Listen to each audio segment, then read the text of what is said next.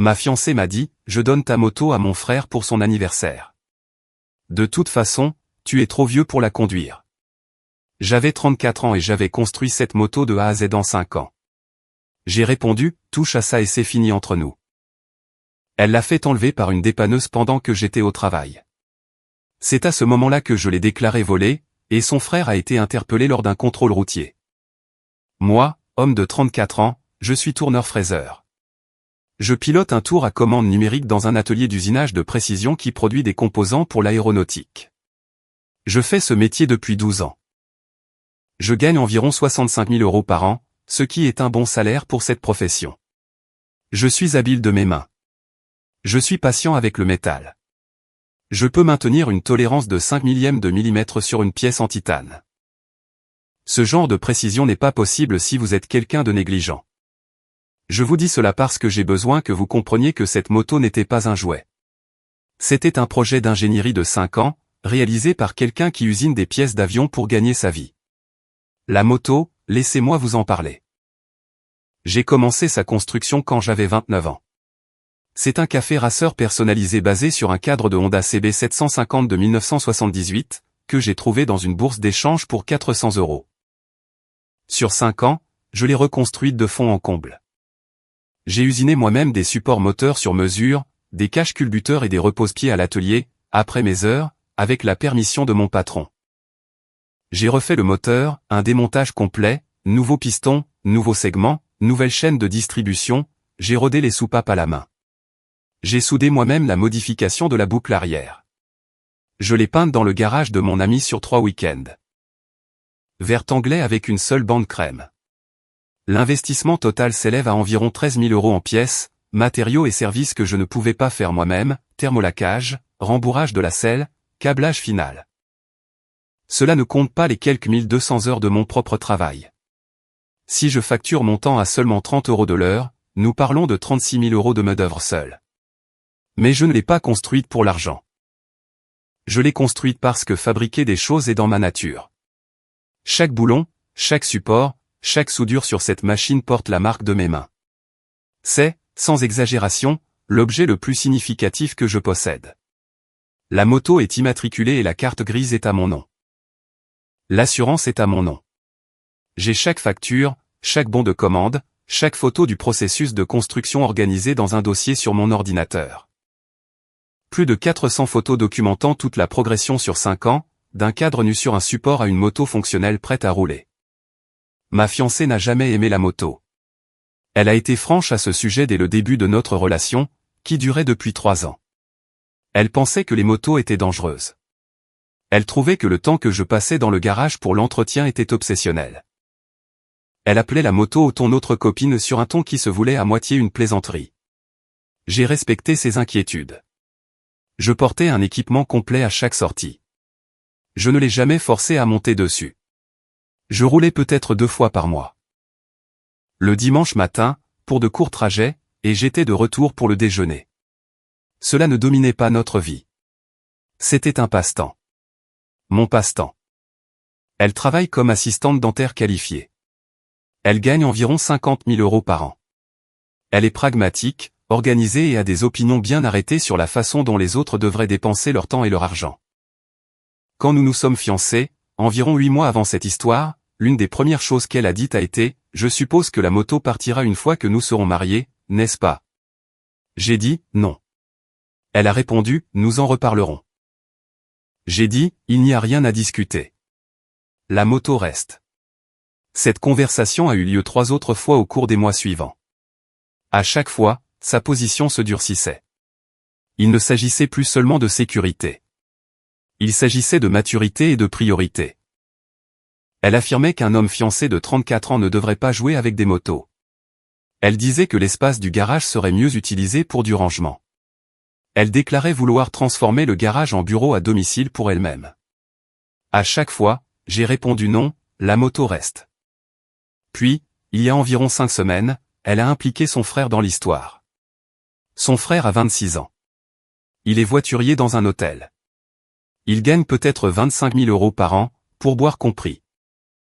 Ce n'est pas un mauvais garçon, mais c'est le genre de personne qui est toujours entre 2 choses, entre 2 emplois, entre deux appartements, entre des projets qui ne se concrétisent jamais vraiment. Il parlait de vouloir une moto depuis environ 1 an. Il n'avait pas le permis pour cela. Il n'avait pas l'argent pour en acheter une. Il n'avait pas la discipline pour en construire ou en entretenir une, mais il en voulait une.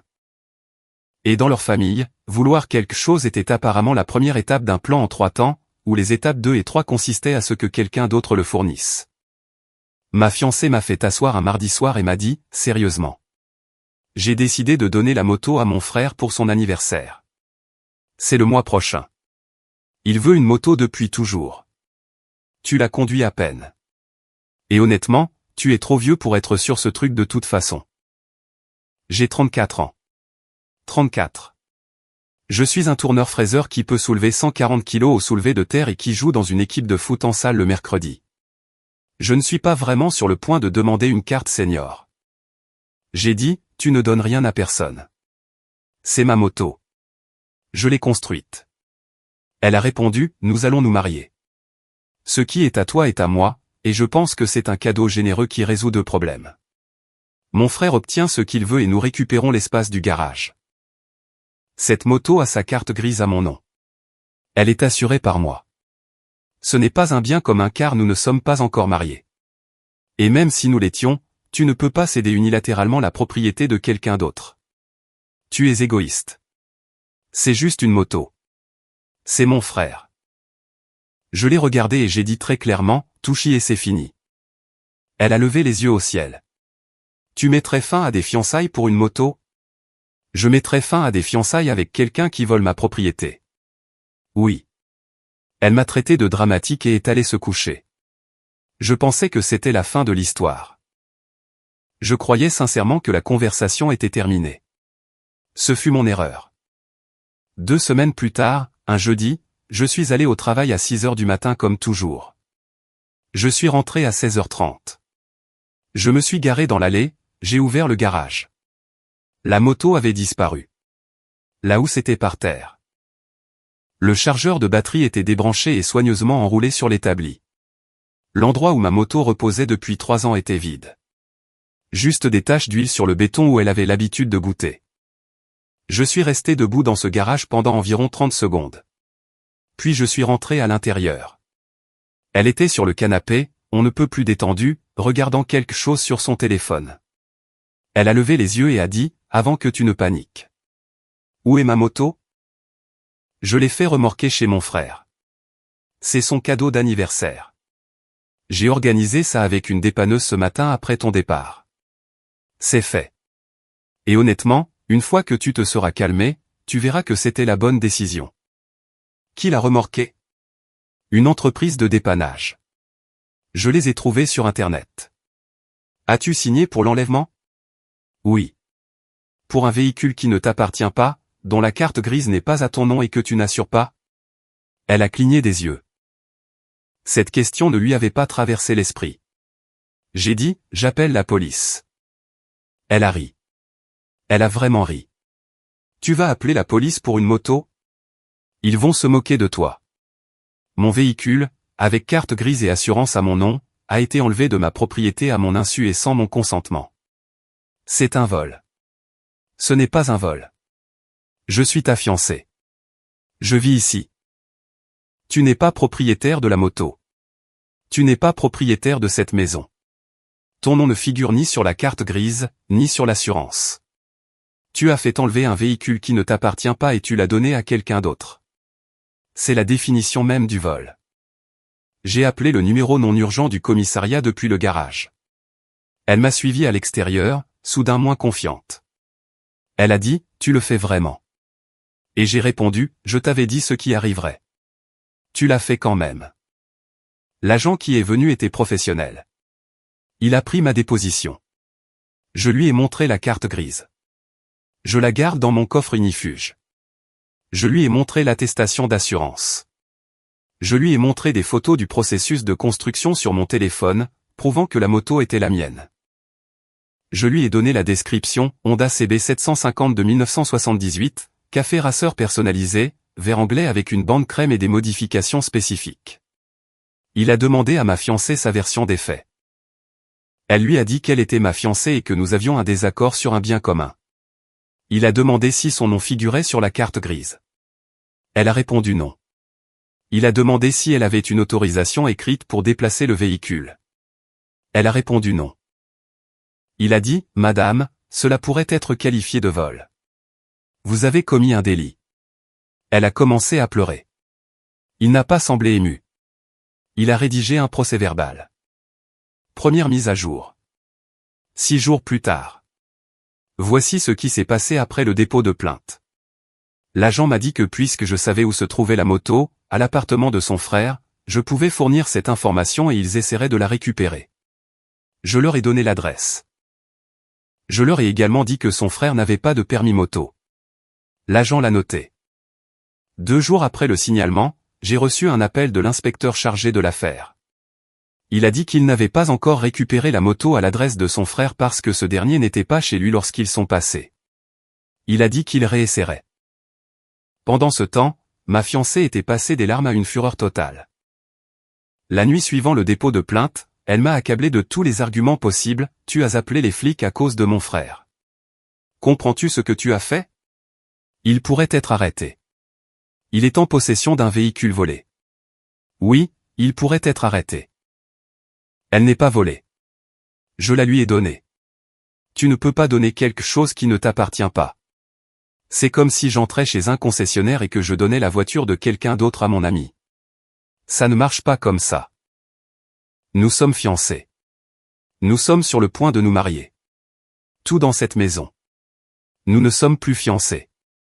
Cela l'a fait taire. J'ai sorti la bague de ma poche.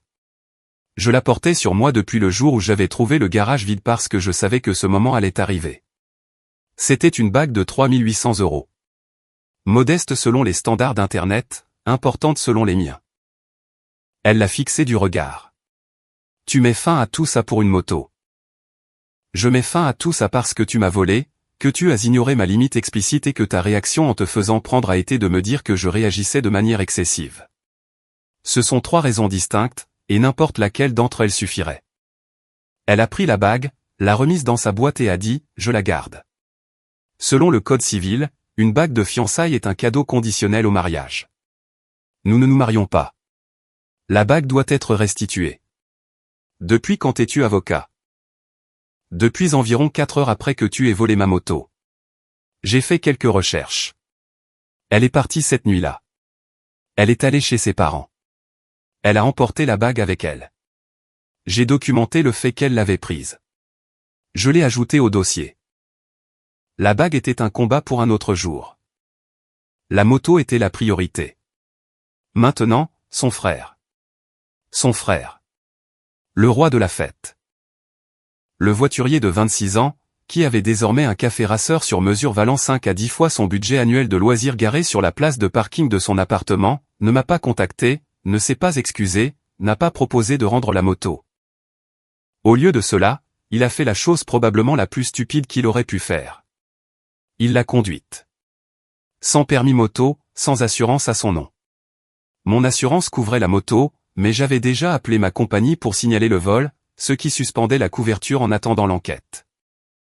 Il est simplement monté dessus et a roulé avec. Je le sais parce qu'un de mes amis l'a vu. Mon ami était dans une station-service et a vu ma moto, mon incomparable café rasseur vert anglais que peut-être 3 personnes dans toute notre agglomération reconnaîtraient, s'arrêter avec son frère dessus. Mon ami a pris une photo avec son téléphone et me l'a envoyée.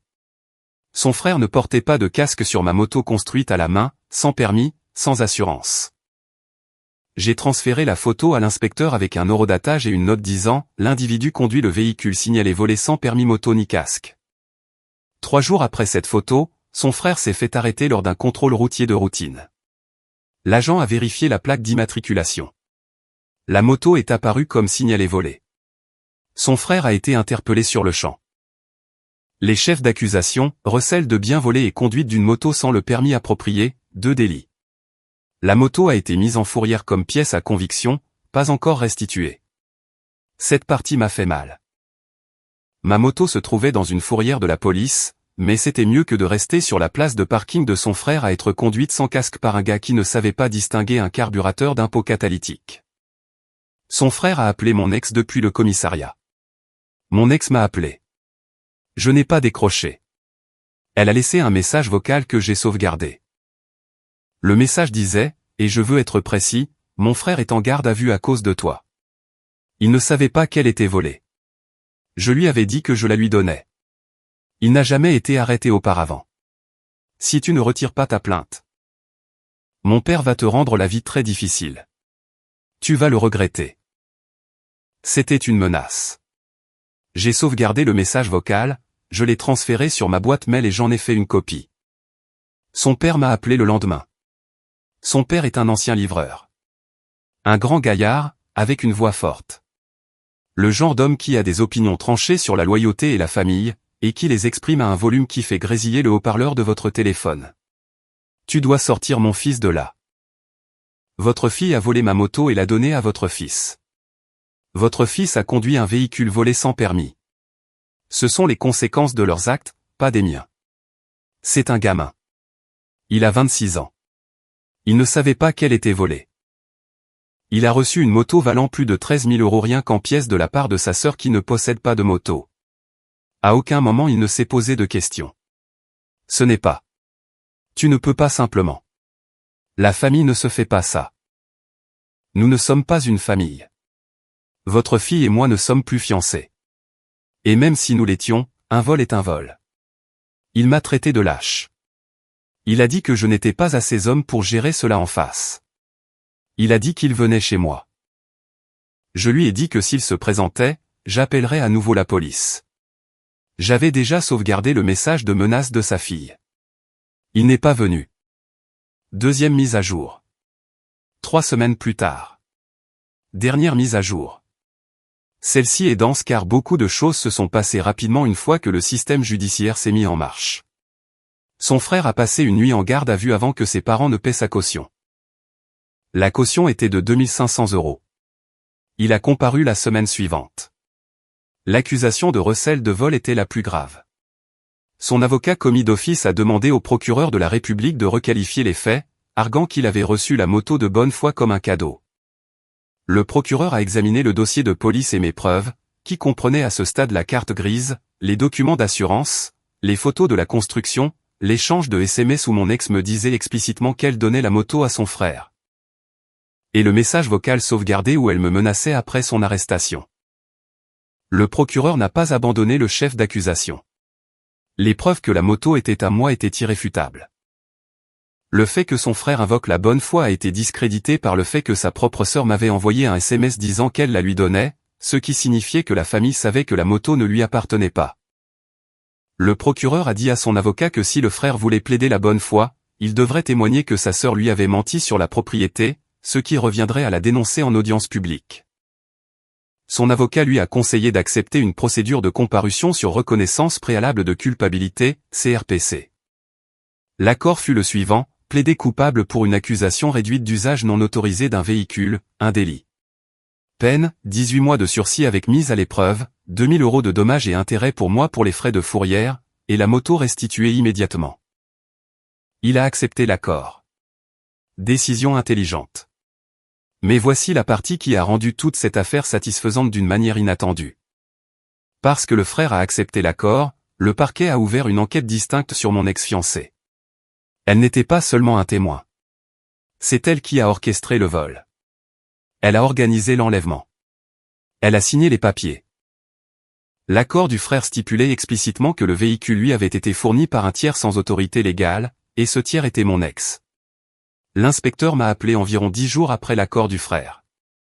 Il a dit que le procureur envisageait des poursuites contre mon ex pour vol de véhicule. C'est elle qui l'avait pris. Dans notre juridiction, le vol d'un bien d'une telle valeur est un délit aggravé. La valeur documentée de la moto, basée sur les factures des pièces et l'évaluation de l'assurance, était d'environ 13 000 €. L'avocat de sa famille, ils en avaient engagé un à ce stade, a contacté le procureur et a proposé un accord. Mon ex plaiderait coupable à une accusation de vol simple, un délit, paierait une restitution complète pour tous les frais que j'ai encourus et purgerait 2 ans de sursis avec mise à l'épreuve. Le procureur a demandé mon avis en tant que victime. L'association d'aide aux victimes m'a appelé pour me demander si j'avais des objections. J'y ai réfléchi pendant une soirée. D'un côté, elle a volé ma moto. Elle avait été prévenue. Une fois prise, elle m'a menacé. Sa famille a essayé de m'intimider. À aucun moment quelqu'un dans cette famille n'a admis qu'ils avaient eu tort.